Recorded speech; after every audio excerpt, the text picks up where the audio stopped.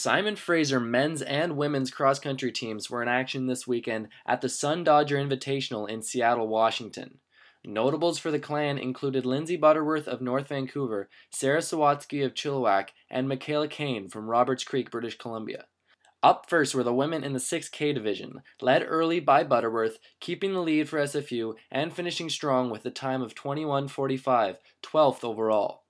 Kirsten Allen and Sarah Sawatsky were not far behind, coming in together at a time of 22:33.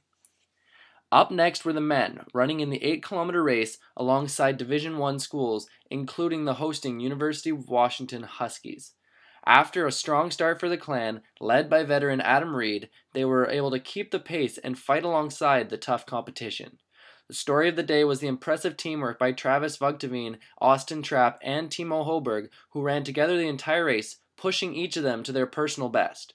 Travis came in first with a strong time of 26:08, followed by Austin and Timo with a time of 26:15. I was able to talk with Lindsay, Travis, and Coach Townsend to get their views on the course and their race. It's the same every year, but yeah, the first few loops are hard, and then I like beating people on the hill, like on the last one. So I felt good like going up the last hill, and then you just like come around and it's pretty much the finish, and it's like a shoot and everyone's yelling, and it gets you going. So you're in a field with a bunch of strong runners. Did that help to push you to a good finish? Yeah, like I knew a few people that I should be around and just tried to push ahead of them. So it was good to know like how good the people were in the race. Yeah, top finisher. Yeah. Tell me about the course. How tough was it? Well, it's a good course for running fast times because it's fairly flat. There's just gradual inclines, but by the fourth lap it feels pretty steep. So it gets tougher and tougher each lap, but overall it's a fast course.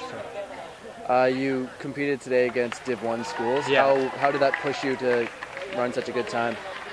Oh, it's perfect because everyone in the field's fast, so you don't have to be in a certain position to get pulled along by certain guys, so you can just go anywhere really, and it's fast enough. There's always guys ahead of you, so it's good competition. You ran alongside Timo and Austin for most of the race. Yeah. Were they a big help to push you along? Yeah, that was really good. Like, this is the first time really where I've run as like a group with the team, so it was pretty cool. It was nice having Austin and Timo there because we kind of, some of us would lead for a little while and then drop off, and the next guy would push it a bit, so it was perfect.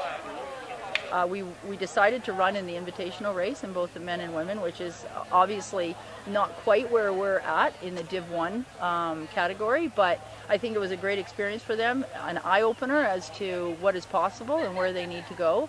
On the women's side, we were led by Lindsay, and that was a lot of them PB'd over last year. So I'm really excited about the women's team and their chances of making nationals this year. On the men's side, unfortunately, BJ had another really bad asthma attack, and he's our #1 guy, so that will hurt us in the overall standings.